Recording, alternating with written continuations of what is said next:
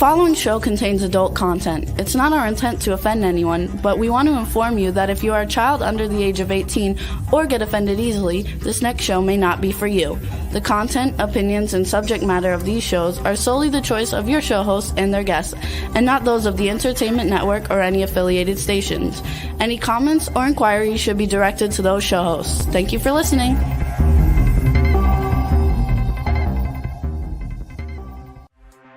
Hey everyone, and welcome to 50 Shades of Bullshit. I'm your host, Christine Lalonde, and this is the podcast where we uncover the truth about online dating. Now let's begin.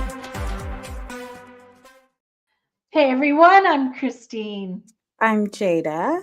And this is 50 Shades of Bullshit. How's everybody recovering after the holiday? After that Thanksgiving thankful cheer of relaxation. Sounds like you had a good one. Yes. How was yours? Yeah, it was great. I went to Palm Springs with some friends and had a friends family giving because I don't have family out here, and my daughters all have their own places to go on Thanksgiving. I see them for Christmas. Okay. Now, I saw some of your pictures. It looked like you guys had a really good time. We did. We had a great time. It was warm and pretty, and we sat in a hot tub and had fun, and then went for a hike and had Thanksgiving dinner. It was a lot of fun. So that's great good. That's nice. Day. Nice. We had pre-recorded the show the day before, so those of you who, go back and listen to that. It was a good episode. Yeah. How's your week been? I think I've fallen into an alternate dimension, and I am stuck because shit is happening that is you can't write this mind-blowing. Yeah, and whatever. I just got to deep breath and go through it. Well, we will talk about that later. Yes. At a later date when I can talk about it out loud. I will. Maybe we can make an episode. Yes.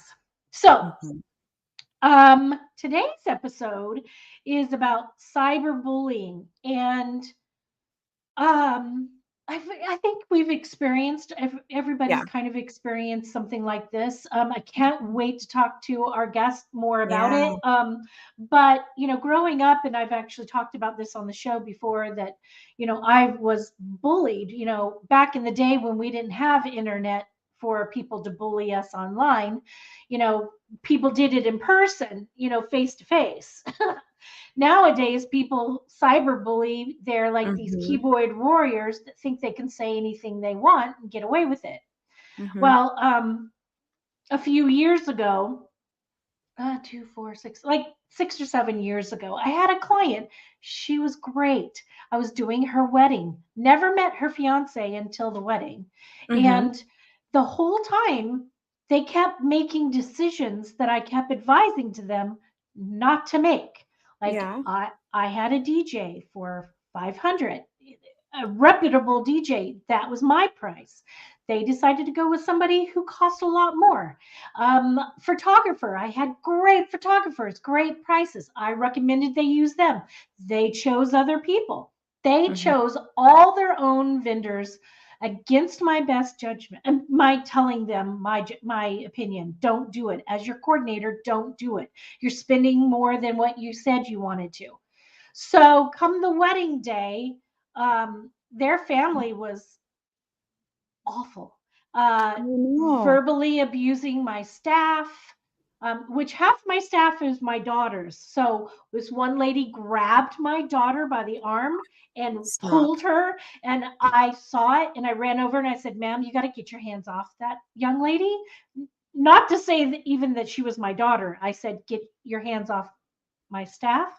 Yeah. I think they then were appalled that their aunt had done that. It was just a bad situation. Did not expect them, after they came back from their honeymoon, to decide that they spent way too much money on their wedding. Go figure. And decided to contact all their vendors tell all their vendors that they wanted some money back. And if they didn't get their money back, then they would write bad reviews online about them. I'm trying to give myself some better light here, which is not really working. So they did it to me. And what they wanted Wow. from me was money back on the staff. Now, understand the staff work their ass off and Mhm. their servers, and they set Of up and course. they bust and they strike, and they worked a 10-hour day for not a lot of money. They wanted me to give them the staff money back. And they held all of Absolutely. the vendors at ransom, saying that if we didn't give it back, they would attack us online. And so they did. They wrote scathing reviews that were all lies, had their friends do it. They literally obliterated my business. This was like 6, 7 years ago. I had to change the name of my business. This is how bad it was. I Oh my couldn't get gosh. my business because of this review. I had to change my company name. And it was That's awesome. insane. It was That's crazy. horrific. People don't realize how what their reviews will do to a small business. I mean, and Oh, that's just they can completely change the game. You will no longer be in business if you don't have right, good reviews. Yeah. right. And that was my one bad review. And then they Mhm. had all their friends write all these others. And I had to try to get what is it? What's the You had to get 'em website? did you get them removed? Did you, I like got a couple of them. The rest of them they wouldn't take down, so yeah. I had to change everything, and it cost me money to do it. It was horrifying. So I Yeah. can't imagine when somebody goes on this rampage of cyberbullying and just goes after someone's character, what Yeah. that can do to a person. Absolutely. It's just freaking crazy. So let me do this introduction for our guest because I'm dying to Yes. hear some of the things that he has to say. All right. God bless it. Everybody knows how horrible I am at names, and I purposely asked him how to say it, and I'm going to try. So, Michael Nuccitelli. He is a New York State licensed psychologist. He's a cyber psychologist and an online safety educator. In 2009, Dr. Nuccitelli finalized his dark side of cyberspace concept called iPredator. Since then, he has educated and advised online users about cyberbullying, cyberstalking, by the way, I've had that, and online safety. He is a New York state licensed psychologist, cyber psychologist, and online safety educator, where he advises private and public sectors involving cyberbullying, cyberstalking, internet addiction, and online safety. So That's let's good. bring on Michael and let's talk to him about all this crazy Yeah. shit. Hi, Hi. Hello, Michael. ladies, and thank you for the introduction. That was very kind of you. Oh my gosh, did I say your name right? Yes, perfect. Nuccitelli. Yes, thank Nuccitelli. See, I even used my hands. I became There you go. Italian. you. There you Actually, I had my DNA tested. Turns out I'm about 20% Italian. go. There you So go. Well, see, must there have been you all the go. Italian men I dated. It rubbed off. Well, welcome, welcome. I'm Thank excited Yes. you. about the topic today. I think it's going to be really good. I'm really excited because, in the past, I have seen, the stories online where Mhm. people have attacked young kids, teenagers, Mhm. online, and they bully them so badly that people have actually unalived themselves, Mhm. and they think that there's no relief, no hope, and it's just horrifying that Yeah. people go online and think that they can hide behind a screen or their keyboard and say Exactly. whatever they want. I Yeah. call And that it's the I call that the veil of anonymity. Most certainly. I mean, that's spot on, and that is cowardice. very much a big part of my concept, I Predator, which hopefully we can talk about a little bit. But yes, Yes. the veil of anonymity, I can be behind my device, and I can behave in any manner I seem fit. And guess what? There's not much you can do about it. Yeah. And I hate not to get into use any profanity, but a lot of people get a big set of couillons, if I may say, when they get behind the device, and they think they can say and treat people in very horrific ways. Well, it's cowardly. Absolutely. I think it's very cowardly. A friend of mine this morning called me right after I was thinking about, wow, what our topic was going to be about. She called me and said that she had this great event the other day. And the woman, instead of calling her to say any tiny little thing that she had a problem with, went online and did a 1-star review. It was scathing. She said she was going to have all of her friends write reviews. It's like, oh, are you kidding? And she was like crying and upset. It can ruin her business. Most certainly. And I have, since I wrote iPredator back in 2009, 2010. By day, I have my own group practice. I work with the chronically mentally ill. We're called MN Psychological Services. And, schizophrenia, schizoaffective, bipolar, myself, and my other psychologists and therapists, we deal with the chronically mentally ill. Now, the vast majority of them, because of their history, because of their diagnoses, they are not on Facebook. They're not on Instagram. They're not using technology on a daily, well, even on an intermittent basis. Some of the younger ones are just starting to learn a little bit about social media. But overall, most of my work during my day is dealing with the chronically mentally ill. I don't really have to deal with social media and technology. After work and on the weekend since 2010 is when I deal with iPredator. And what iPredator is a dark side of cyberspace concept that presents 8 different types of online assailants. And you had brought one of those up earlier. And not to get into the semantics, but presently cyberbullying applies to children. Cyberbullying is child-on-child cyber attacks. You had mentioned you were bullied. I was bullied when I was a child. The difference is when I was a child, I don't know, you ladies look quite young, but I grew up in a pre-information age world. Okay. So when I was bullied, at the end of getting beat up or pushed around or teased, I got to leave school. I got to leave the ball, the ball ground, and I got to go home, and I had sanctuary. I could be with my friends. Now it is completely different when we talk about cyberbullying. So what's happening today with today's children, not only are they being bullied at school and on the sports field, but now they go home and 24/7, 365, they are cyber attacked. And not only are they cyber attacked Monday through Friday, they're cyber attacked on the weekends, holidays, and summer vacations. All the time. Exactly. So really, children of the information age, when they are attacked and targeted, there literally is no escape. There isn't. Well, now, I have a question. I'm sorry, Christine. I have a question.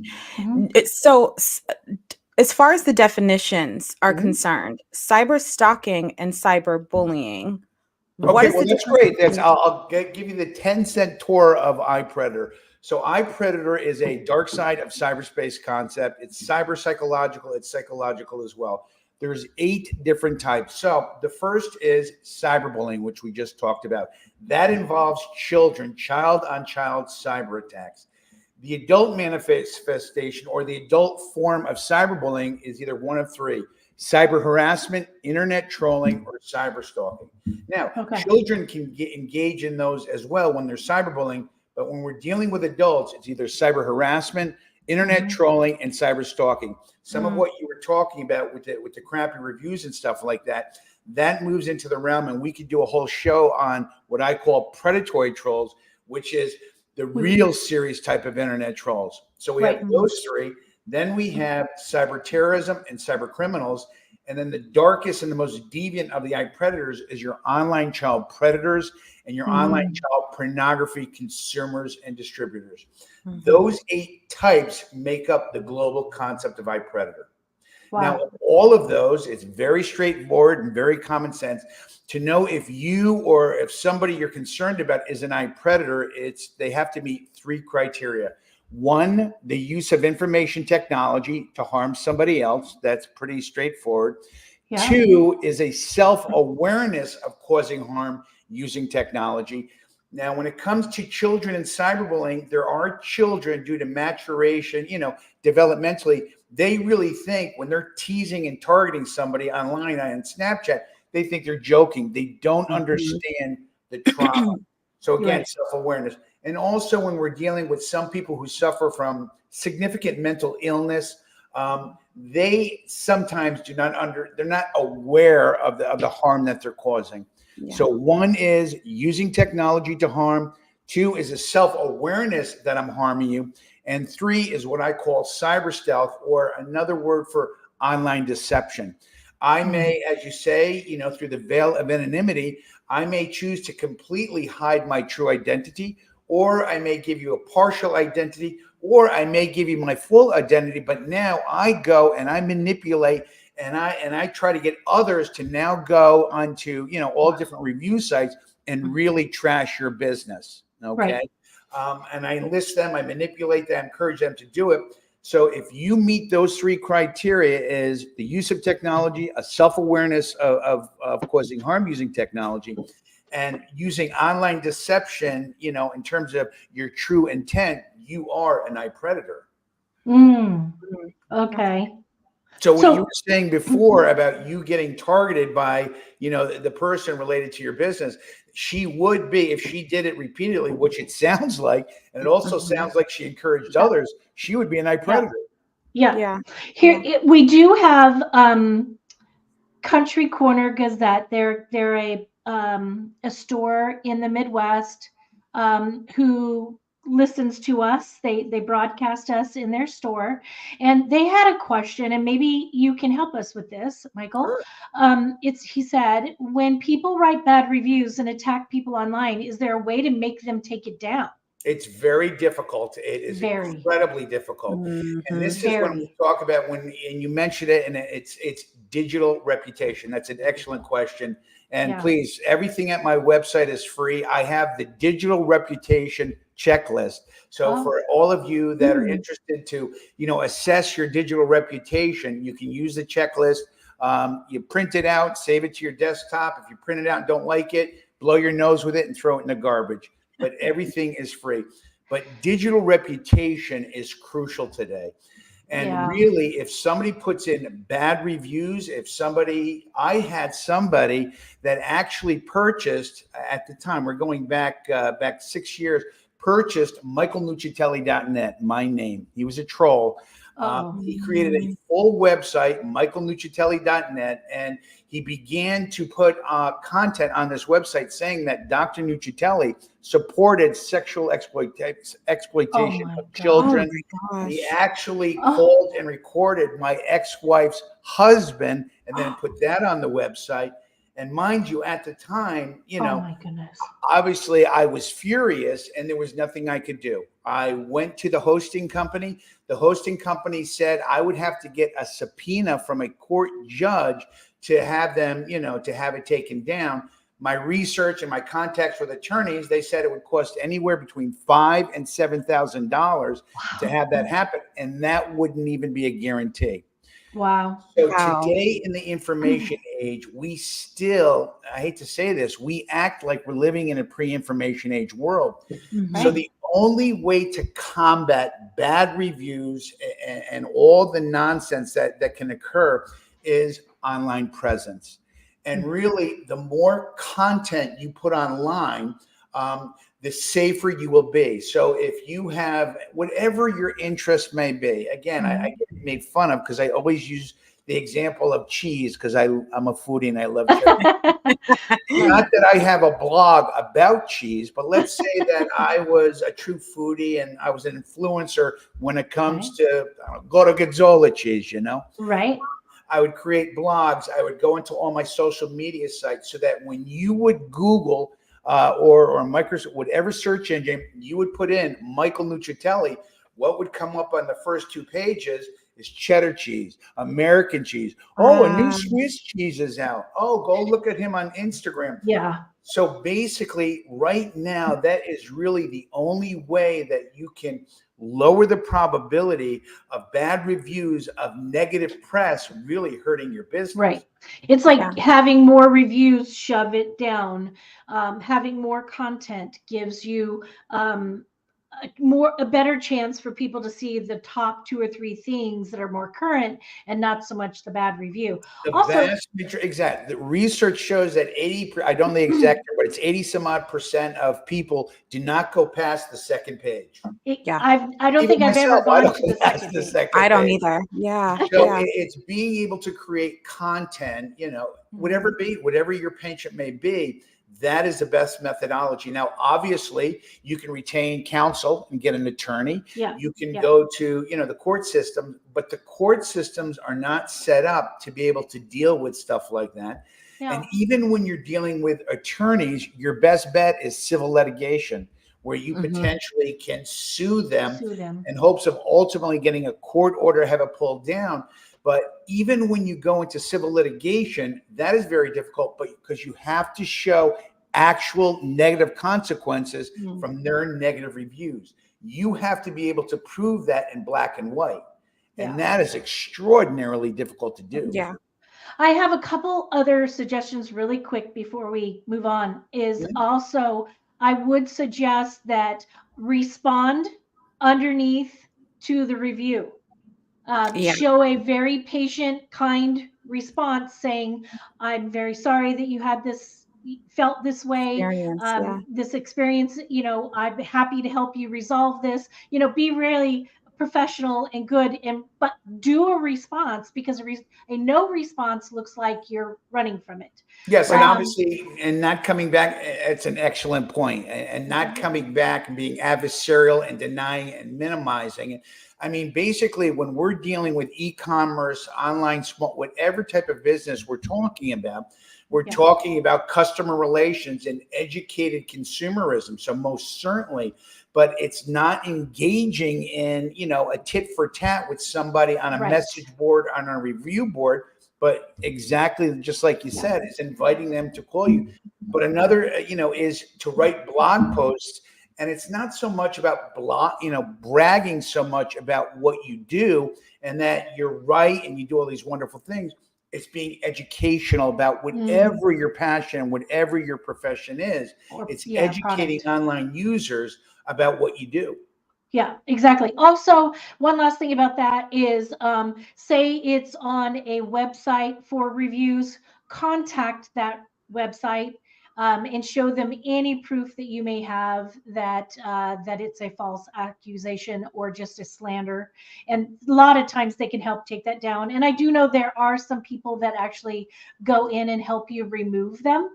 You sometimes have to pay somebody a couple $100, but then they will go in. Yes, digital reputation companies, they are a booming business, because now that we're living in the information age, whatever my name is, if I'm an influencer, a business, whatever it is, what do? You Google their name, you Google their business, and you look and see what's being said about them. So they are a booming business. But and not to trash digital reputation companies, but unfortunately, they can help. But I mean, if you have discretionary income, then most certainly use digital reputation. But if, like where most of us are today in this economy, we don't have a lot of, money to be spending for stuff like that. So that's where you have to get creative. And essentially, it's creating content that you can put out there that is educational, that is professional, and that is smart. Yeah, I agree. That's amazing. Really quick, a couple of weeks ago, somebody created a fake Facebook account and came on our show in the back comments and just tried to hijack the show with their comments. They tried to say horrible things about me. And then they were also saying things that were not pertaining to the show topic at all. So it was just either some troll or it was an ex who was trying to be nasty. Right. But you just said that is what an internet troll does. Internet trolls, they go on. And when you think about it, the classic internet troll, which this was, is they feel good about provoking, about upsetting you, and about, when you think about it, it's just so ridiculous, but they actually get aroused by doing that. Yeah. Then when we move into the realm, as I said, we could do a whole show on it, maybe something. It's called the predatory troll. We'll definitely be doing more episodes. That's a whole different. Now, so, I was yeah, going go to ahead. ask you, in doing a little bit of research, I looked at your website and checked out a few things. It's very, very fascinating, I have to say. Thank you. But I know you've talked a little bit about online psychopaths. Tell me, I don't think I'm crazy, but I'm very intrigued by that and your work surrounding that particular topic. What does that look like, or what is that? That in itself is a show in and of itself. The online psychopathy checklist is, well, years ago in my past life, not that long ago, I was a forensic psychologist. And I was a clinical psychologist, but I was also a forensic psychologist working in courts, working in family, civil, and criminal courts. And I did psychological assessments. And starting very early on, I've always had a fascination with the dark side. Religious folks call it evil. Criminologists, we call it, psychopathy, sociopathy, so forth and so on. So I've always had a fascination for the dark side. So for me, and early on, I went up to Toronto and I sat and took the psychopathic deviant scale training created by the father of modern psychopathy understanding. His name is Dr. Robert Hare. He still is the father and the creator of such an incredible body of research dealing with psychopath. So what I did is I took his work, plus with all my experiences dealing with the deviant, the dark side, and I converted it to what I call the online psychopath or the predapath. So what we can say is not every predator, not every pedophile, not every cyber criminal is a psychopath, but every predapath, every online psychopath is an predator. So yes, online psychopaths, they are psychopaths, but you don't know that they're psychopaths for the first 6 to 12 months. What's funny is that a couple days ago, I was driving and my oldest daughter calls me. She's 30 now. And she's like, Mom, I was just reading this thing that said that 1 out of every 100 men is a psychopath. And I was like, oh, shit. So it was right. I have dated many psychopaths. Well, yeah, that would Robert here. I mean, they say between 1% and 3% of all of us are psychopaths. Yeah. The thing about psychopath is understanding that the vast majority of psychopaths are not engaged in illegal activities. So that's one thing to understand. See, most people, when they hear the term psychopath, they think they're all serial killers, they're all deviants, which obviously some of them are, but the vast majority are not. There are psychopaths that are politicians, that are head of major businesses, and they're called corporate or white collar psychopaths. So psychopaths come in many different flavors, like there's flavors of ice cream. Yeah. Wow. Yeah, and they just wreak havoc within their own personal lives. Right. And the thing is, and this is why I wrote the online psychopath, is think about a psychopath. They have no remorse. They have no guilt. They experience no shame.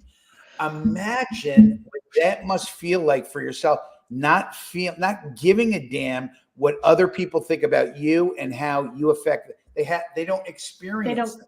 They don't So literally care. You give them the veil of anonymity. You put them on social media. You can understand how easily it is for them to wreak havoc to other people. Yeah, and that is really scary because we don't know. You never know where that's going to come out, That's and correct. you never know who they're going to pick. They could, literally throw a dart and pick somebody out of nowhere and just go after them. Right. And real quickly, okay, and this is related to internet trolls, is back in 2014. I wasn't involved, but I try to say it in every interview because it really pisses off the trolls and those psychopaths that actually could be watching right now. The University of Manitoba, they did a huge study on internet trolls. And what they found It's called the dark tetrad. And what they found is, let me make sure I get all four of them. They found internet trolls are at much higher rates of being psychopathic, sadistic, narcissistic, and Machiavellian, the dark tetrad. So right there, you can see where internet trolls can be sadistic, which is they enjoy pissing you off. They enjoy the harm they cause you. Oh, yeah. They enjoy writing those bad reviews. The psychopath, they couldn't care less because the way they look at it is that you're an object. You deserve to be punished. Okay. The Machiavellian is whatever I do, whoever I have to, encourage and manipulate to target you. That is Machiavellian. And then obviously narcissistic as well. I am the center of my universe. And you know what? You would be so lucky to be with me. I was married to one. I was married to one. That is the dark tetrad. And that is very serious. And that is what they found that internet trolls are like. So we have someone that asked a question. They said, what if they fake feelings?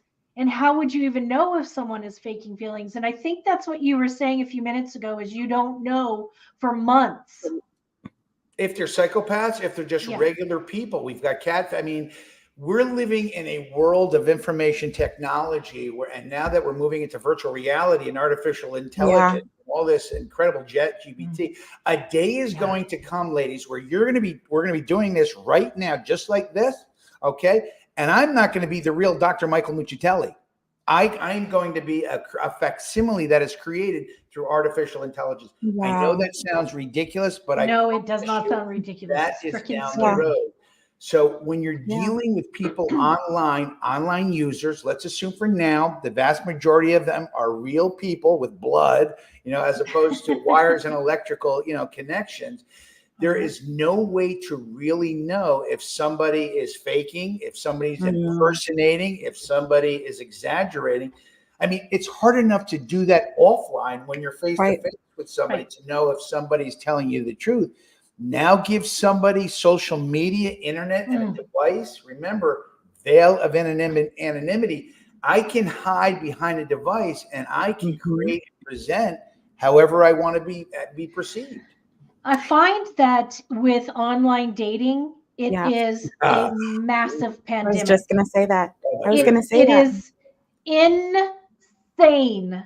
How many trolls there are, how many fake profiles, how many catfish, people scamming poor people out of their money, out of their life savings, out of, family dynamics. It is fucking insane what these people are doing. If I may, and not to defend that, but part of the human condition for all of us, we all tend to, like, if you ask me how tall I would, and we're hanging out, I would say I'm 6'2". In reality, I'm just under 6'1", but I would add that extra 6'2" into just to make so it's part of the human condition, particularly when we're trying to meet somebody that, in an intimate, we tend to think of peacocks, what they do, they put those, those feathers out and, animals try to we do the same thing as humans, but when we go online, we do it times 10. Yeah. That is the unfortunate. And why? Because we can, because you have no way to tell if I'm 6'2" or 6'1". You have no idea what I have in what car I'm driving or what I'm doing, you have no idea. Yeah. All you have is what I tell you, and you can research me on Google, but you're still not going to know 100% of who I am. Yeah, now, there's a group. Oh, go ahead. Oh, I was just going to say there's a group on Facebook that I'm part of that's women talking about the shit they go through with dating, and to make sure that, hey, do you know this guy? Do you not know this guy? Is this guy got a bad reputation or whatever? And they talk a lot about being ghosted. And I'm constantly going on saying, well, it was a fake picture, fake profile, fake person. They aren't ever going to meet you. They're going to ghost you. They're going to stand you up. You're going to have these situations. It wasn't real. Correct. So, the definition of cyberspace is an artificial, abstract, electronic universe. It's not real. None of this is real. I mean, obviously we're connected, we're talking, but none of this is real. All right. So we're presently an environment where people create, online child predators, online pedophiles, what they do is they create profiles and social media extravagant to where they can create, I'm a 55-year-old man who's sitting here in Texas somewhere, but I am now contacting and in contact with a 15-year-old who lives a county over, but she thinks I'm a sophomore at the school 3 schools over. And I'm good enough to talk like a 16-year-old. I have, media, and I have pictures, so forth and so on. And that's how it all begins. Yeah. So the deception cyber stealth, which is, again, one of the 3 criteria of iPredator, is incredible. Wow. Jada, you were going to ask a question. Yeah. What would you, especially me coming from the date and relationship space, a lot of my clients have had unfortunate situations with online dating. What would you suggest? Because obviously there's no way you really know if someone's real or not, but for people that are going out to meet these people that they're thinking is the person that they've been talking to, what are some safety precautions, or would you even suggest that happens, or what would you say in order to speak to that? Well, meeting online is in the top 5 ways of how people fall in love. In addition to, meeting somebody at work, through family members, so forth and so on, all of us living in the information age now, we can meet somebody online. The first thing is understanding when you meet somebody online, understand it's all a fantasy. Okay. It's not just what they're presenting. Okay. I'm saying I'm 6'2", but I'm really 6'1.5". I'm just under 6'1", but I'm saying I'm 6'2". Okay. I'm using that as a small example. All right.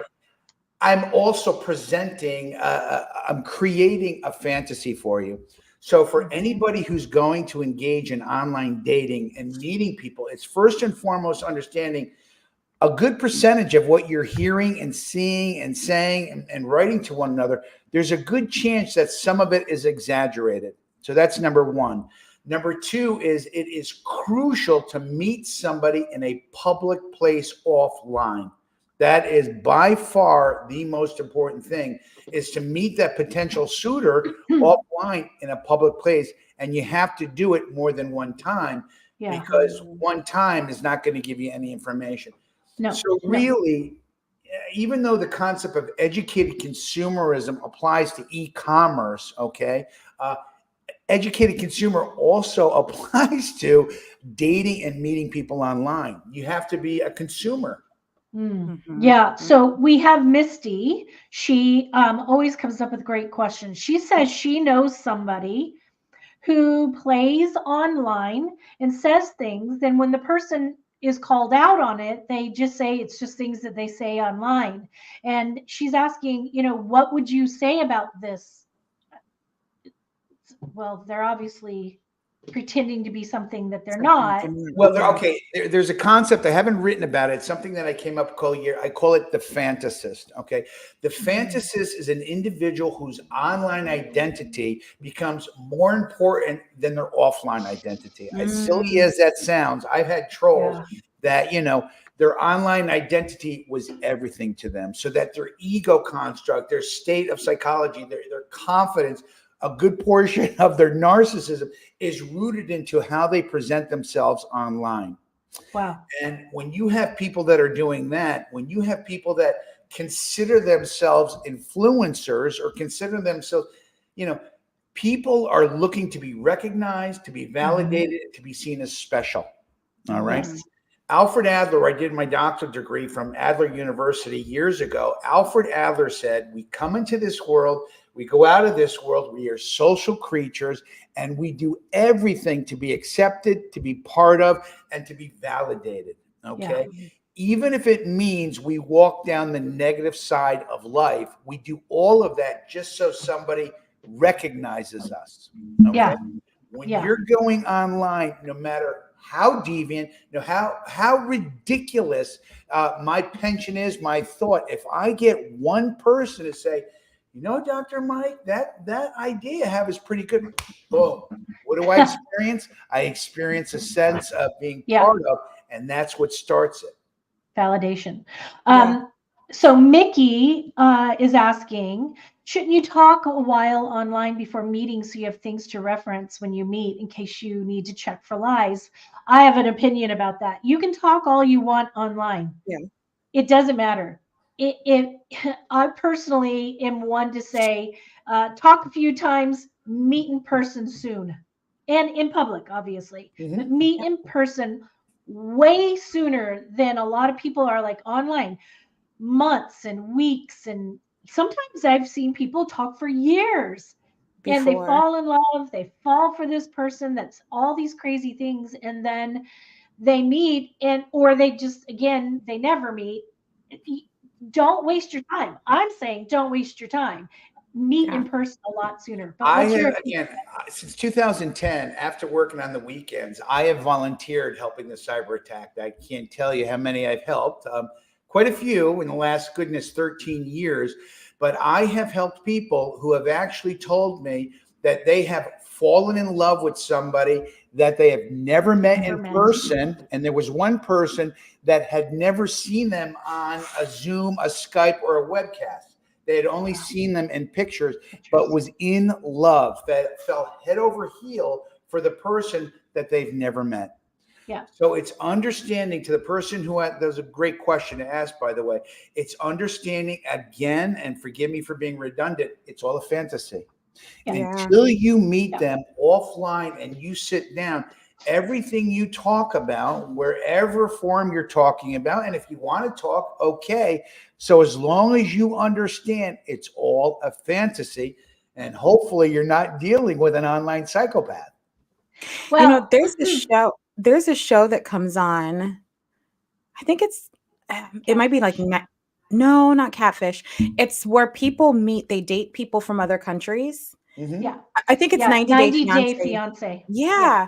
Yeah. And there's an episode I watched, and these people had dated for 3 years. They Mhm. had only talked on like a WhatsApp. They had never Mhm. videoed each other. When Mhm. they met, the woman was considerably older than he was, but also she was using a voice.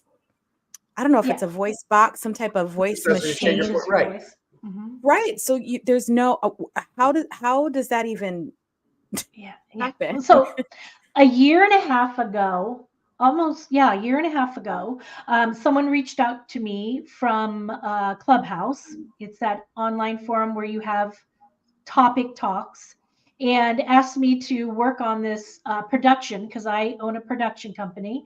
And we started developing this production. And as we talked for 8-10 hours a day, not only working together, but then getting to know each other, I got to be honest with you, I fell head over heels for this dude. Mhm. And it's the first time it's ever happened for me like that.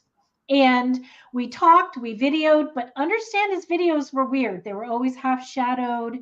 He was always in a certain position. Everything, we never really see it. And this fool was like talking about selling his house and moving to LA and living with me. And I was like, oh, no. And then I finally just said, you know what? I'm going to buy a ticket. I'm going to fly out there. I'm going to meet you. And I did. And it was horrific. He was literally nothing like he said he was. The He vast, didn't look anything like he was supposed to look from his pictures or video. right. And he was a catfish. He was nothing but a liar. And he is who I actually think was trying to hijack the show a couple of weeks ago. It Because very well could be, because they yeah. yes, I mean, that sounds like a wonderful example. But again, it's all about the fantasy that's created. Um, and this is kind of like that third criteria of cyberspell, of online deception. It's creating an identity of who I'm not, Yeah. and the reason why I can do that is because of the beauty of technology. And now with artificial intelligence, I'm sure your viewers and they now Yes. have artificial intelligence through ChatGPT, where you can actually use technology to contact you, and you sound, and the voice sounds like your daughter, or Yeah. sounds like your husband, or sounds like I mean, that Yeah. is where we are right now. 10 years Yeah. from now, it's going to be even more advanced than it is now. yeah, it's going to be even harder and harder to deal with these things. I think that by educating ourselves, learning about what we can do to protect ourselves, not fall for BS, bullshit without meeting somebody first is just ways, I think, to learn to protect themselves. So we've maybe got 6 minutes left, but there's a few things I have to cover before we close out. One of the things I want to ask you really quick is, did we talk about what a fantasist is? Is that Well, what actually, I talked about that before. Is where my online identity is more important than my Oh, that's it. offline identity. Okay.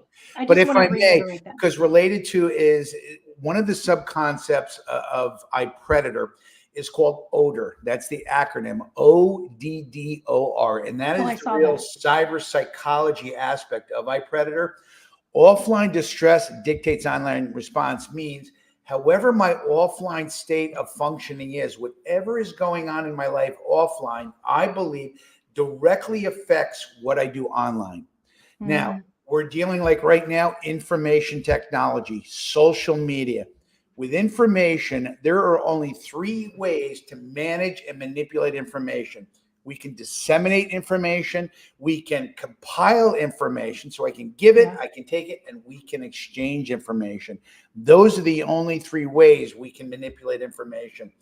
Under this idea of ODDOR, offline distress dictates online response, if I am upset, if I am manic, if I am half drunk, if I am just got in an argument with my wife, I got yelled at my boss, I believe when I come home and I go online, I believe it can have a direct impact on my interpretation and what I'm doing online with others.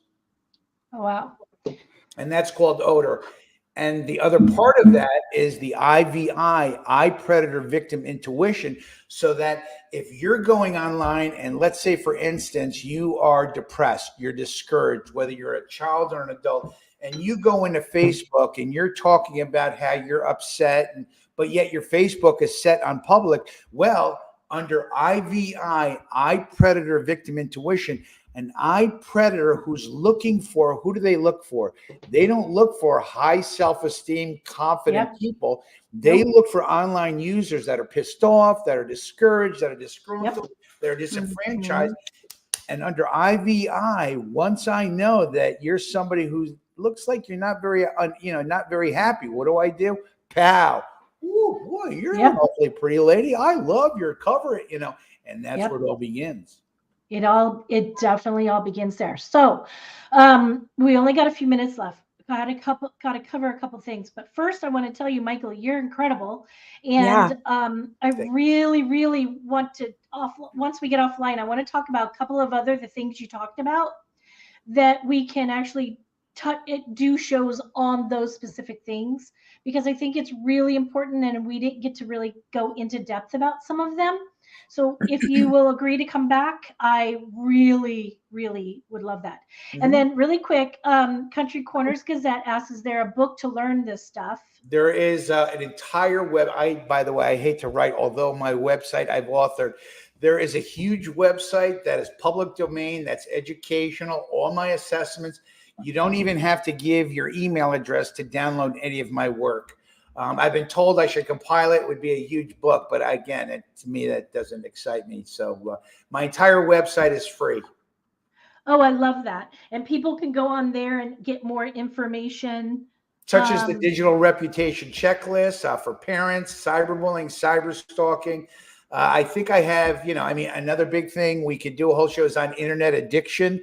That seems to be a growing thing, internet addiction. Oh my God, yes. Yes. Yes. So I want to say really quickly here, first of all, thank you for being here, Michael. You're so great.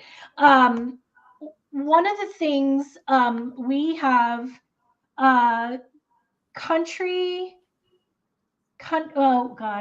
where'd it go? Country Corners Gazette.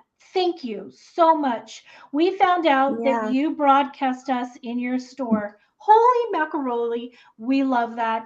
Thank you. Thank you for participating every week and coming back and listening to us. And asking great questions. Great questions. I am obsessed with Country Corners Gazette. And an announcement.